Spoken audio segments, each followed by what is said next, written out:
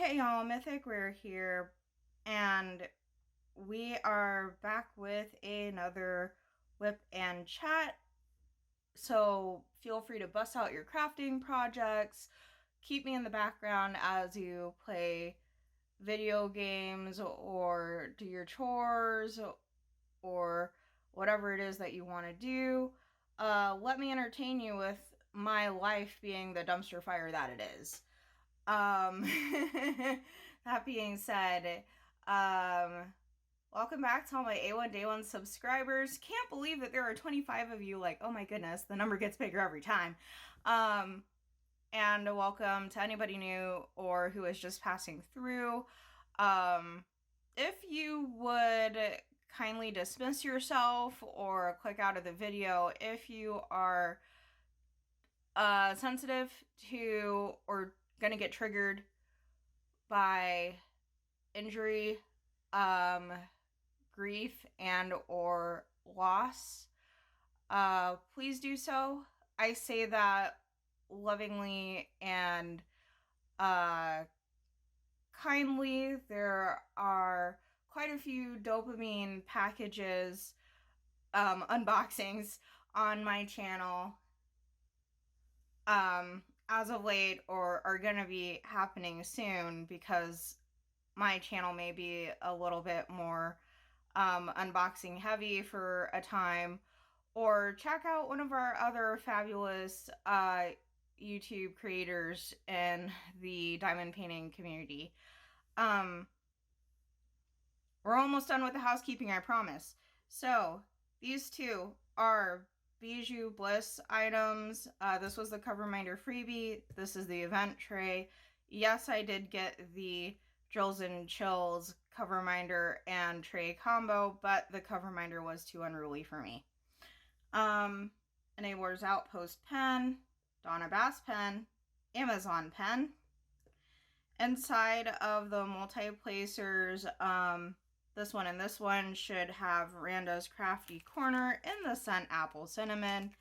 And this one has Enabler's Outpost Chit. Yes, I am very aware that my chit needs to be replaced. And I know that Enabler's Outpost is trying to work on new chip flavors to bring to their shop. And then this is just a random pair of Diamond Art Club tweezers. And then this is what's in the single placers. It's Super Sticky from Patty Wax.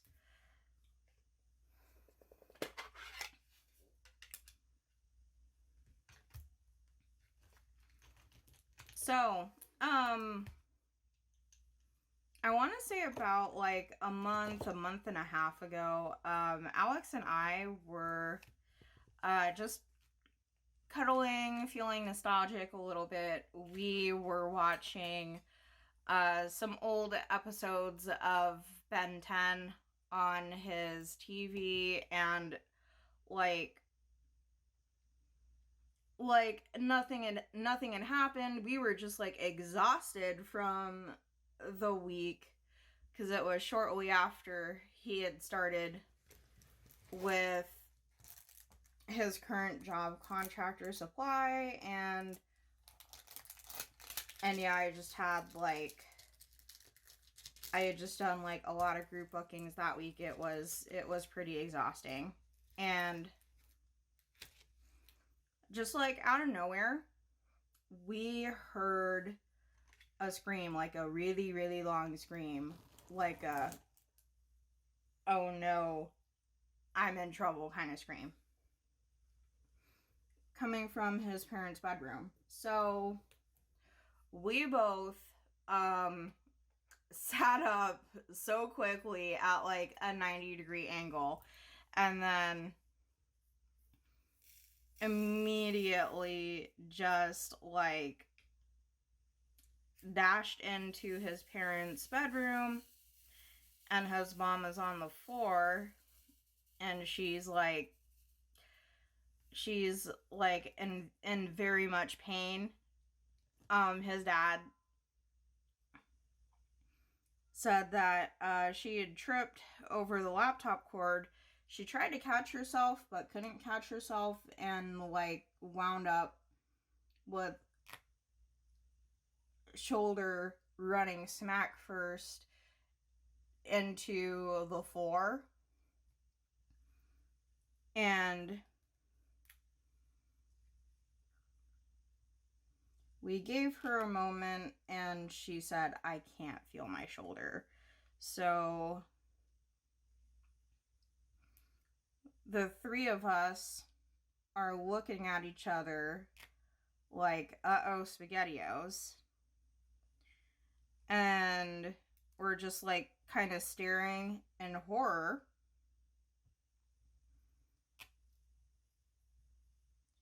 And then I'm just like, well, you know, let's just give her a minute, sit her up, obviously. And then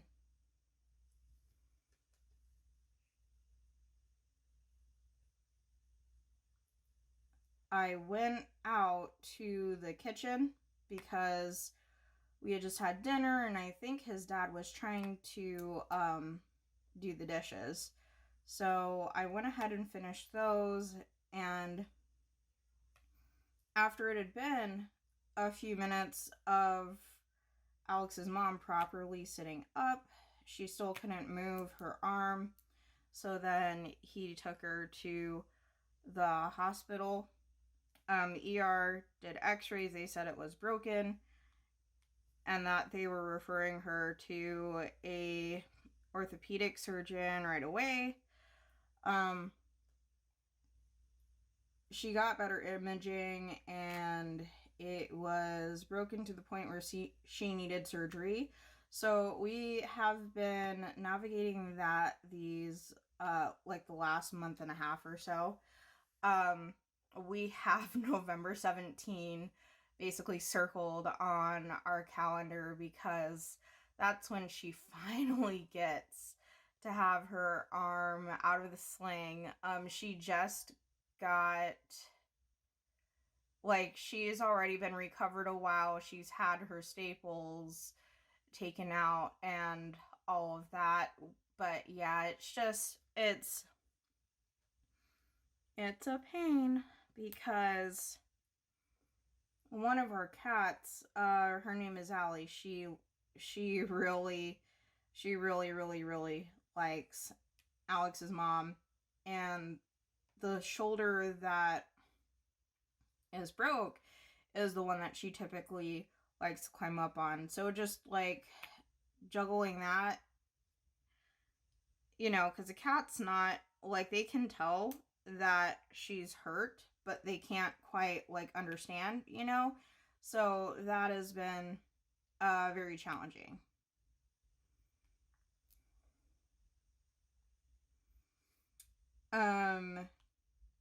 And yeah, she's doing fine. Like the surgery, everything, that all went great.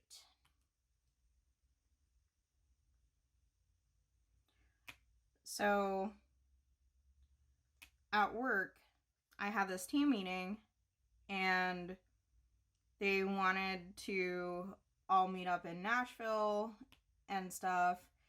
And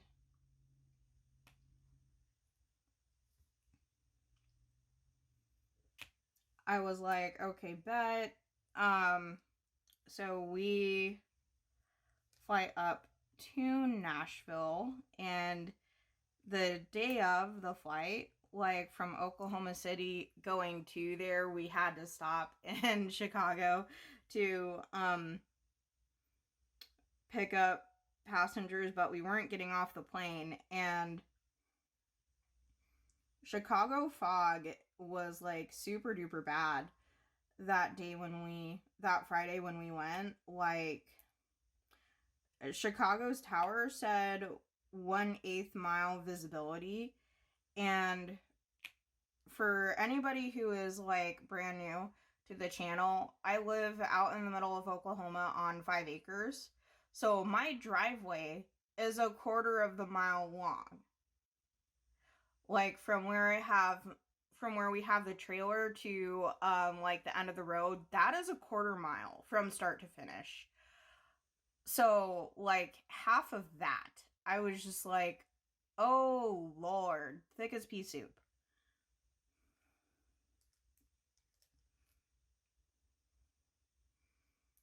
And it's so funny because, like, we have other people coming in from Atlanta, and you would expect, like, Atlanta, busiest airport in the whole entire world. They're, besides, I think, London Heathrow, they would be the ones getting delayed. But nope, Atlanta was on time. It was us leaving out of Oklahoma City that got delayed. And when we landed in Chicago, OMG, like the fog was ridiculous still. And that was with 1 mile visibility. It's just like, oh goodness.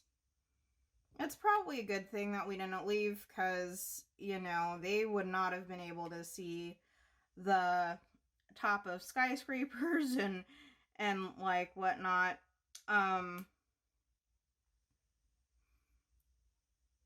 But yeah.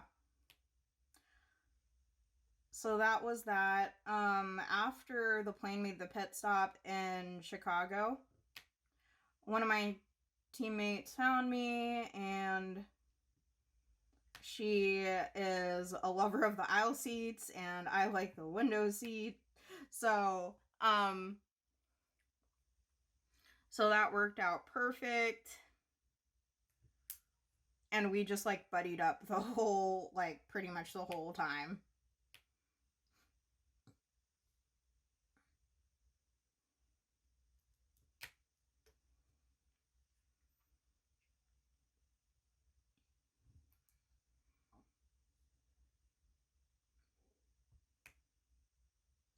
So afterwards, we land in Nashville. We're waiting for other people to arrive.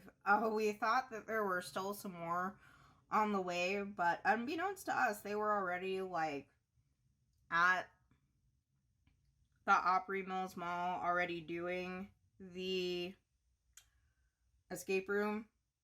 Yeah, our team building event was an escape room, and it was bomb.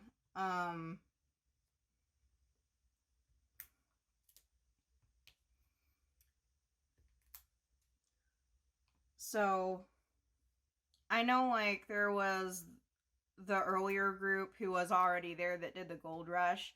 When we eventually got an Uber XL and went to the Opry Mills Mall, you know, the other team was like halfway through theirs, or like 3/4 of the way through theirs. So, or maybe they were already done, I don't know. But our group, we went in and we started out on the northern tip of Africa, which, oh, by the way, this is going to be the special ops one. If you are going to do the escape room in Opry Mills Mall and you're thinking of doing the special ops room, please take a moment to tune out because, yeah, like, I'm probably going to spoil the whole thing. Anywho, we are in an escape room that's set on the northern tip of Africa, and so it's like, it looks all Middle Eastern, like that sort of setup. Like, there's things in there that have Arabic on them. There was a spice shop immediately on the left after you entered the escape room.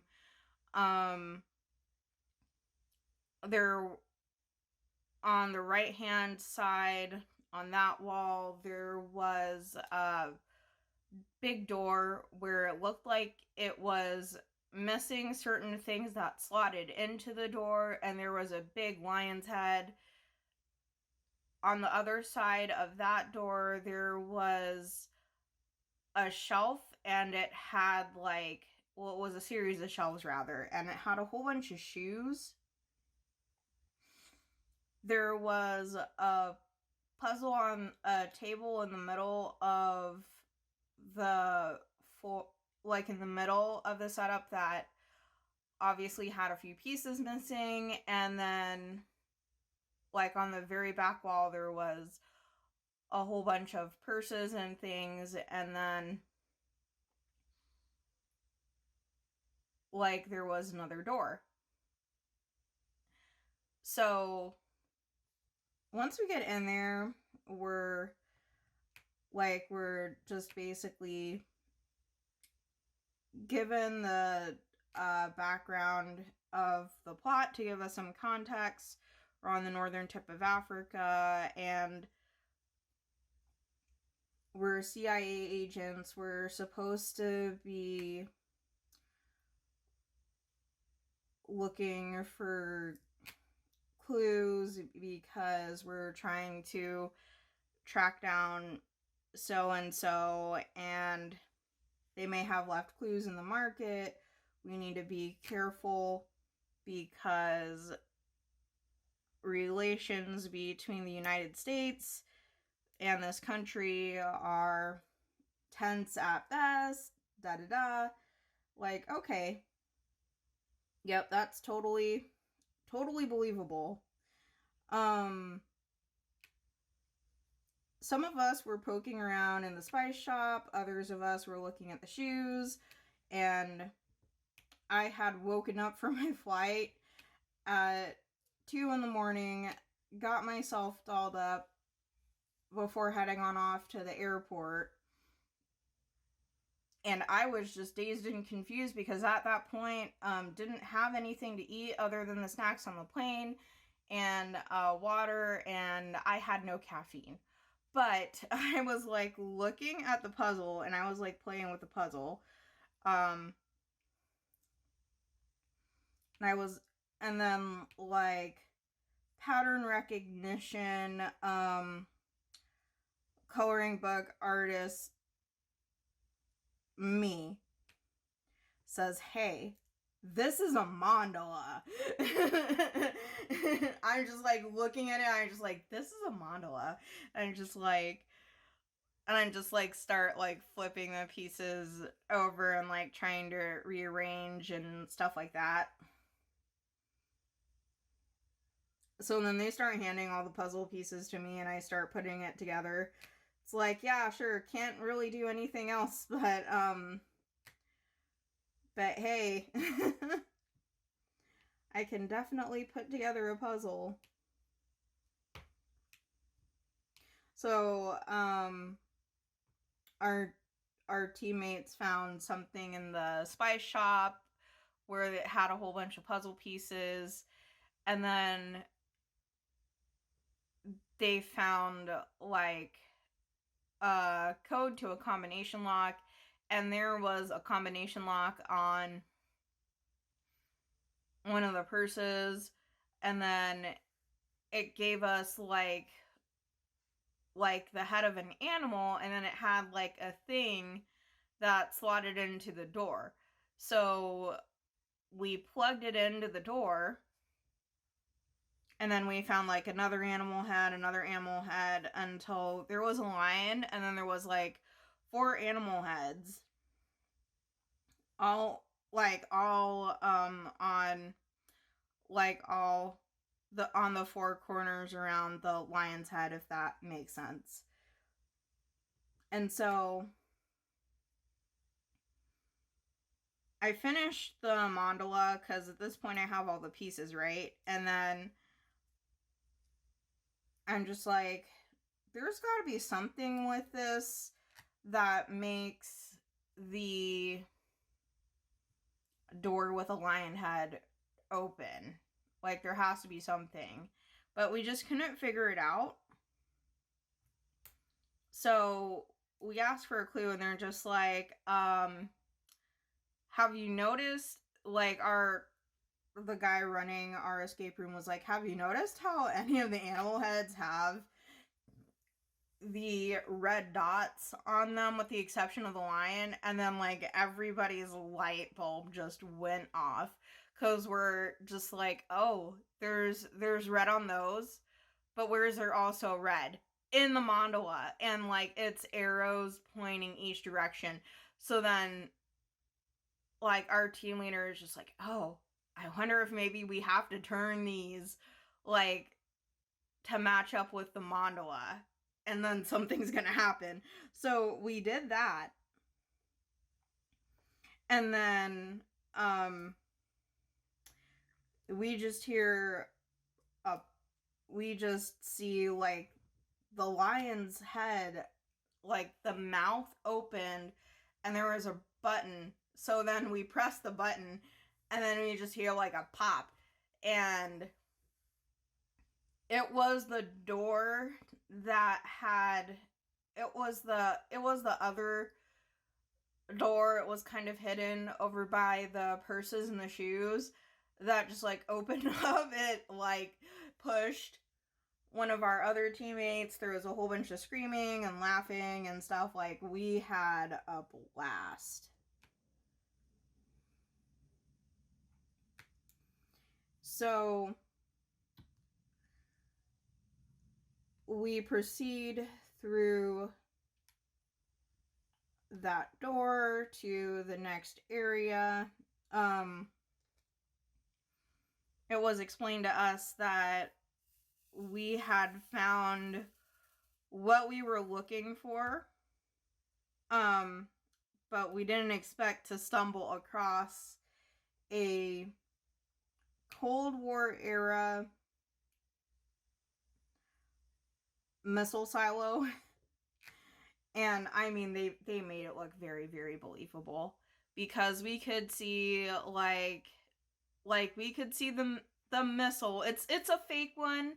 For anybody who has never done an escape room or is just randomly watching this video and just now tuning in, I don't want to get canceled, but it's like all stuff that looks like very, very believable, like very real, very, very real looking props, but they don't do anything. But yeah, so like we see the missile in the silo. We see that there's a computer interface, and we first have to plug in, like we have to connect up a few wires into sockets. Easy enough. Next, we're told that we need to go over to the computer interface, and we need to run simulations for the missile. And the computer screen that was next to me all of a sudden turned on, and then it said, we're looking for population centers between 5 million and 10 million people. And then I was just like my mind went into full Kyle Hill, Oppenheimer mode. I'm just like, oh my god, they want us to simulate blowing up a city. So at first I was just like ignorant me, I was just like, well, we're on the northern tip of Africa, so I want to say maybe like Hong Kong, like that would probably fit it for sure. But I didn't realize like how much population was in Hong Kong, so that wasn't it. It wasn't Paris, it wasn't London. So then finally we're just like, okay, so it's like nothing in Europe, it's nothing in Asia. So that just leaves with North America and South America. So then we're just like, well, what about Sao Paulo, Brazil? And then we're just like, okay, yeah, that's kind of everything for South America. So what North American cities do we have? We tried to blow up New York, it didn't work. So then finally we're just like, well, the next biggest one is Chicago, let's do that. So then, like, we, so ding ding ding, we had a winner.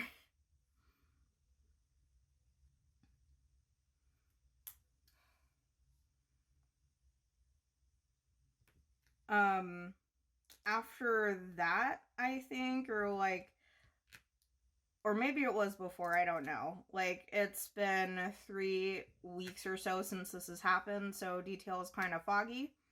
But after that, I think we had to fuel up the nuclear missile, and we had an 80-gallon storage tank, and then the missile itself, or 80 liters, and then the missile itself could only hold 43. And then there were these smaller tanks, like, throughout.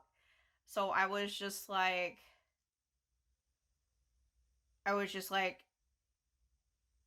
how is this gonna work if that big thing has 80 liters, but the missile only holds 43? Like, we have to get rid of some.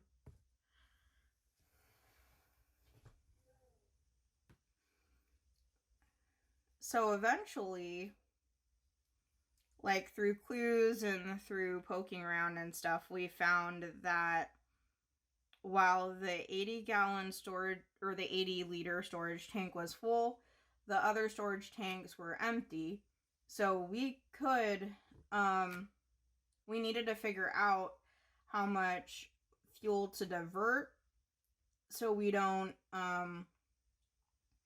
overfill the missile and cause an explosion. And that part of it took us like way too long. We pretty much burnt all of our time on that. At the very end, we were asking the guy monitoring us in the escape room, like, well, how many more things did we have to do before the end? And they're just like, oh yeah, you still would have had to watch another cutscene on the TV, and then you would have still had to do like a few other things. You were kind of close, but not really. So it's kind of like, whatever. But then it was very funny because we got these things and it said, I almost escaped.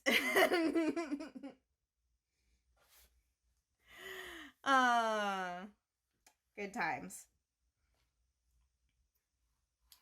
So after that, we waited outside, and our leader is texting everybody else to like come back to the escape room because the second group finished.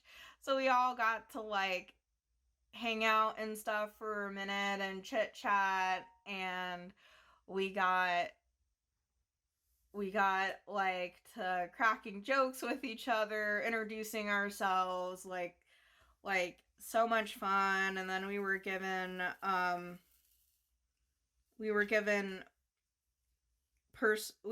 like personalized cups for our team, and they had like Halloween candy inside. So good.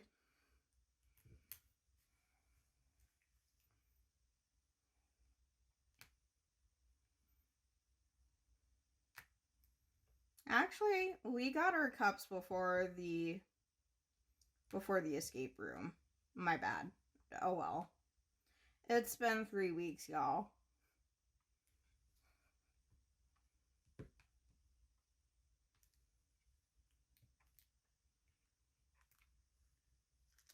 So after we gather together, get some group pictures, and like all the things, we decide to go to Mission Barbecue. It was down one quarter of the mall and like around the corner and stuff, and they have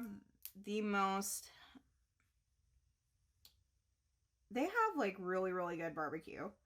I've had them for another,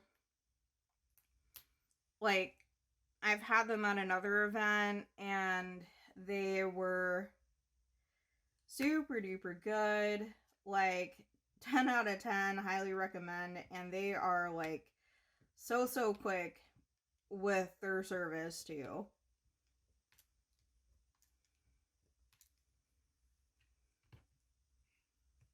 So we're all just like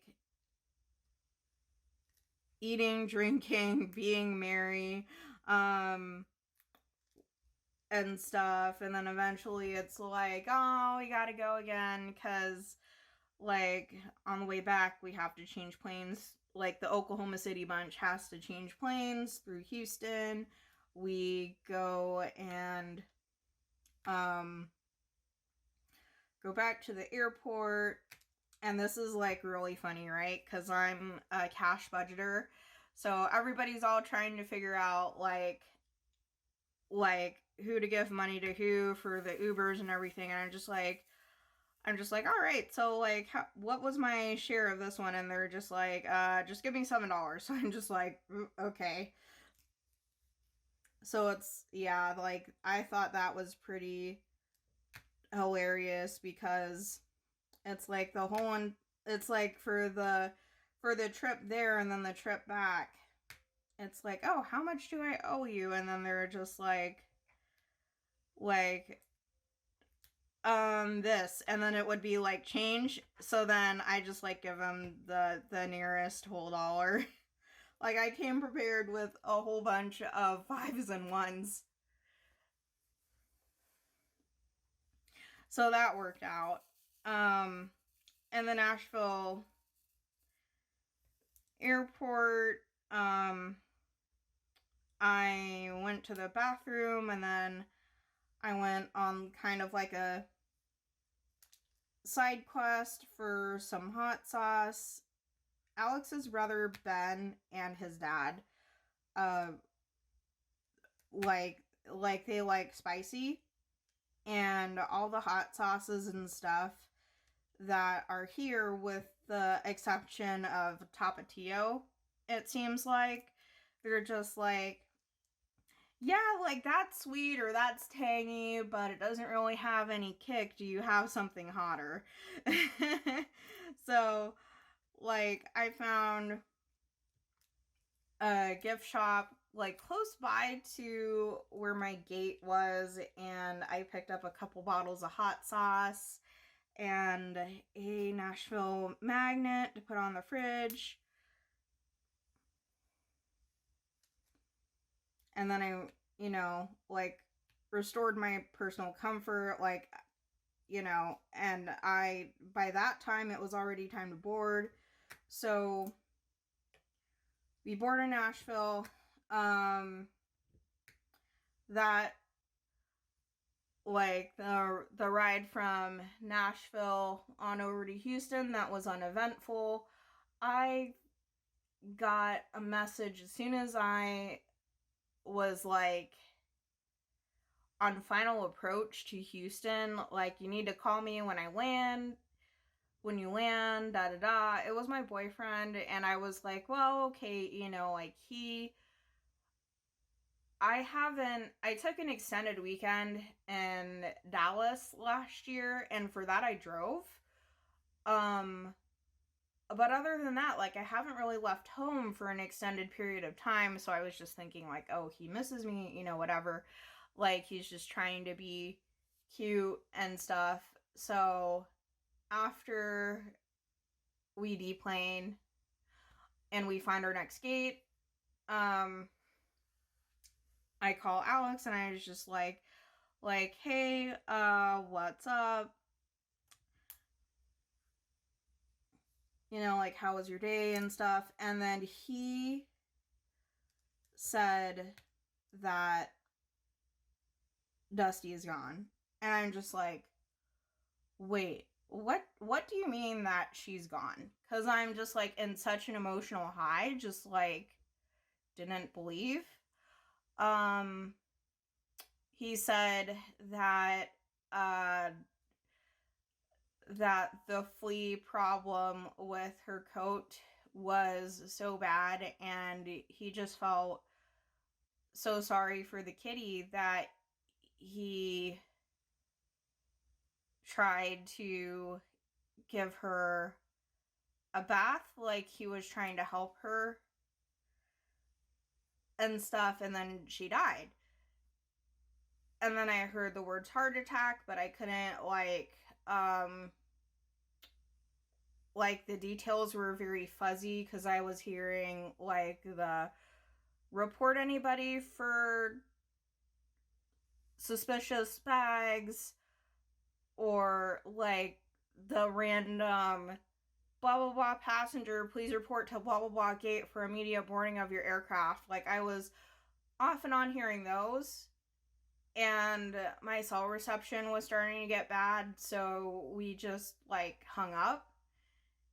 And after that, like I was on the plane to Houston, like I had told my coworkers what had happened, and they're just like, oh, like we're so sorry, we, like if he's telling you what we think that he's telling you, like we're just so sorry for your loss. It didn't really like hit me until I drove home. Like I stopped, I got food, I drove home, and his mom had stayed up and explained what had happened. And it has just been such a tough, like, 3 weeks, because, like, after I realized, like, I just completely, the circumstances of her passing and everything, like, I was just beside myself. So was Alex and the rest of the family. Like, I was pretty much a zombie for what feels like the last 3 weeks. And I feel like just now I am finally just like, okay, yeah, it's time to start getting back into the swing of things, like actually taking care of our chores and taking care of this room that is depression.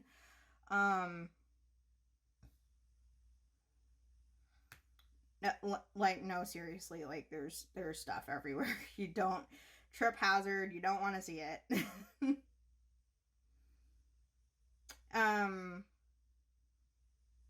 But no, I've been just so tore up over this cat, because whenever something would go wrong with one of my phone calls, I would just put myself in not available, and I would go and I would cuddle the cat, or I would play with her, brush her and things when I'm on my break, or I would like get off late at night and I'd go out into the kitchen. She would always wake up and she would always greet me after I was done.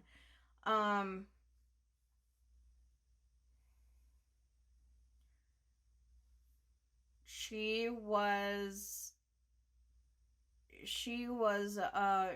a really, really good cat. She had catitude, but she was also the friendliest, most chill cat out of the bunch. Like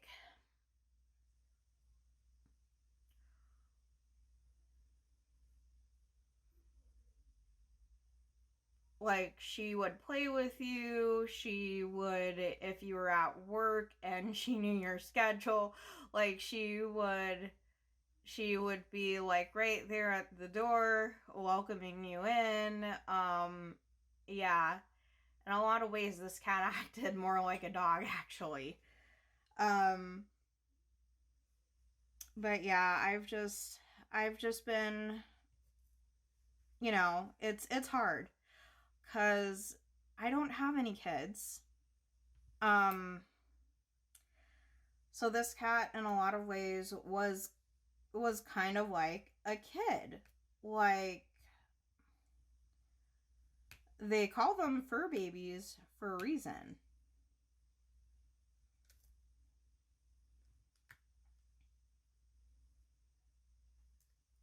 And I understand, like, the logistics of it would be extremely hard to document, and I'm not like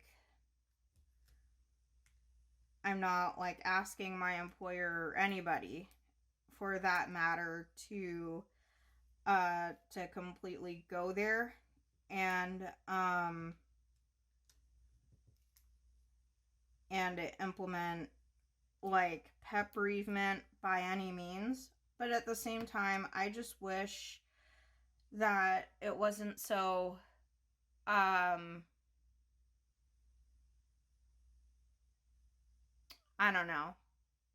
I don't know the words for it, but it's like it's one of those things in society where it's like it's recognized but it's not. It's something that you really and truly don't understand unless you've either had lost a pet that you were deeply connected to yourself, or maybe even have lost a child. Um,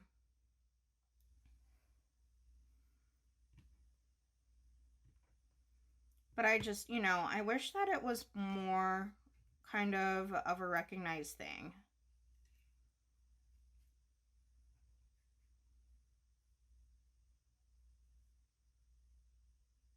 And if any of y'all did recently lose a pet, or if you've lost a pet and you feel like alone,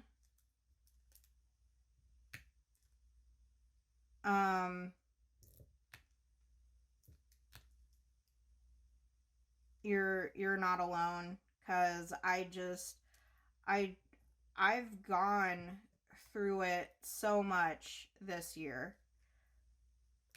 Like, Thanksgiving of last year, I was away for a week in Phoenix visiting my family, and I came back to find that Roger, our dog, hadn't really eaten anything, like just very minuscule amounts while I was away. Like he was coughing up vomit and things, and we thought that maybe because I was away and I was his walking buddy, like he was upset and things. And the day that I came back, we kind of watched him for a few hours and he didn't eat or like anything. So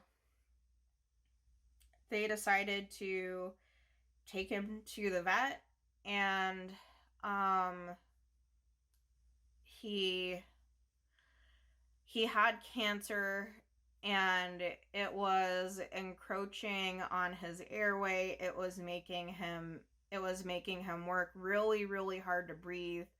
So, and like I was messed up for that one for for a good like month or so.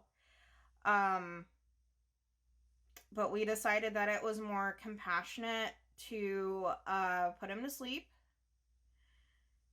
and that was that. We had him cremated. We have his paw print, and that we have his ashes on the fireplace mantle. Um there was Dusty's sister, Emily, who is a white kitty with orange splotches.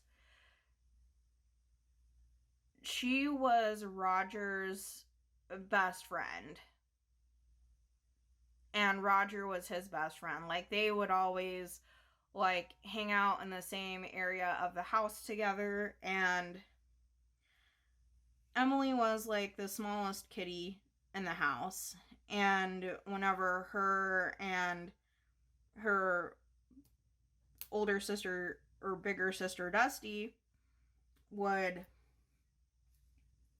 get into, would just like get into it, or if her and Allie would get into it, Roger would get in between her and the other cat, and like it would sound like a whole bunch of barking, but we could tell he's just like, hey, you two, like, cut it out.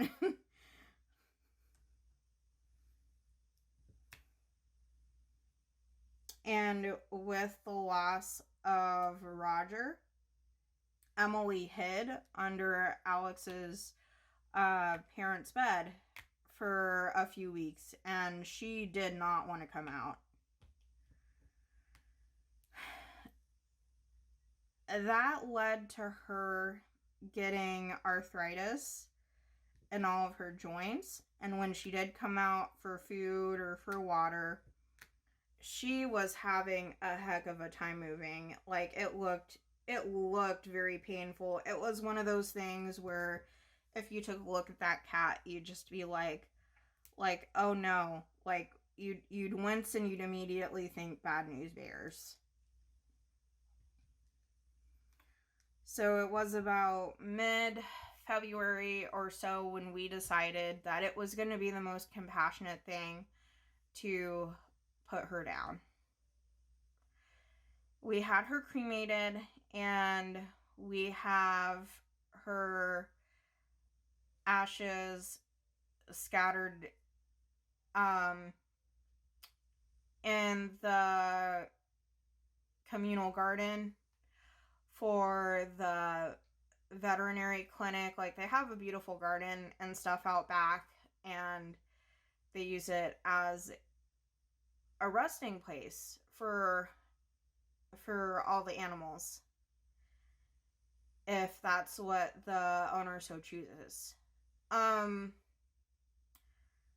We also decided to get Dusty cremated. We got a ceramic paw prad from her, along with an ink paw prad, and we decided to cremate her and have her ashes spread in the garden so she can be with her sister. And Dusty was kind of like opposite colors to Emmy. Dusty was almost all orange with like white splotches here and there, and then like white on her belly. So it was a few days after this where I was just like sitting at the kitchen table. Like, Diamond Art Club had one of their sales going on, and I don't know what necessarily compelled me to do this, but I went and I searched up All Cats Do Go to Heaven.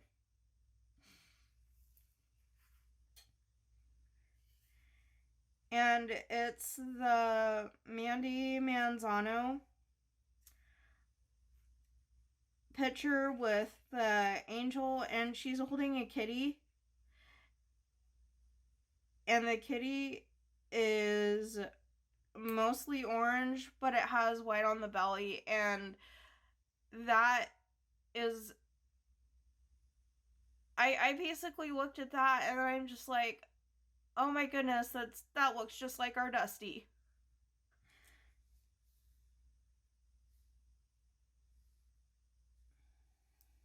So I went ahead and I purchased it, and like, I have it with me right now, but I'm gonna hold off until later. Like, I am so glad that Sapphires and Ocean Waves was just recently on Crafting with Shades YouTube channel, because like, I've subscribed to her and I saw that she was doing the Claws and Paws stuff, so I'm gonna wait until next year when Claws and Paws comes around, because like, I know that it is a thing, but I like just completely missed out on the dates for it. but I know that Vern did it this year, so I'll just like keep track of her channel and see when it's gonna come around next year, and then I'll do it next year. But that's the kit that I would do for it. Our plan is to have me work on it, and then once I get the Manny Manzano kit finished, we'll have it hung up in the living room, and we're gonna have it framed. Like, not just a cheap frame, we're gonna have it professionally framed.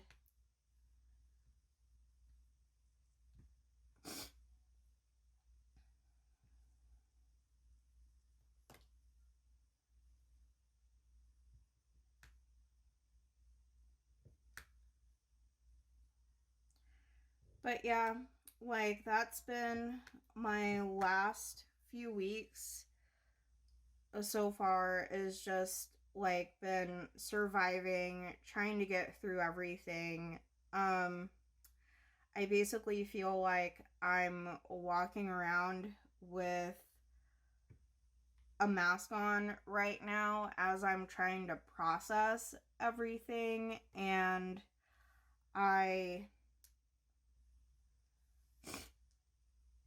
yeah, it is so hard.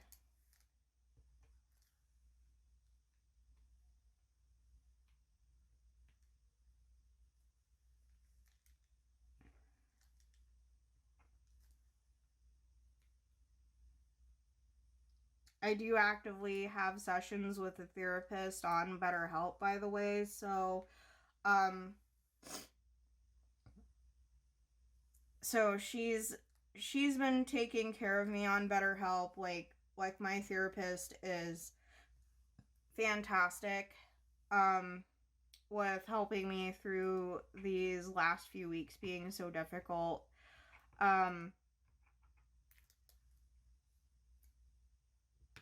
So yeah, I wanted to tell you guys sooner, but I was just too tore up about it to let you guys know. And even then, like, this was so hard. Like, I've already had to redo this once.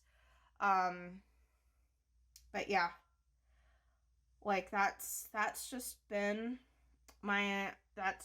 like my last month, maybe month and a half. Yeah. But, I mean, she was 16 years old. She definitely a senior kitty. It hurt so much because it was something that was so sudden, and Alex was just trying to help her.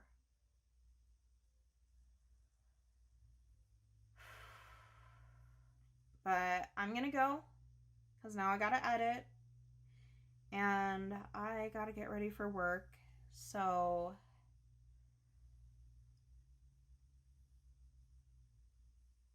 yeah, I'll see you later.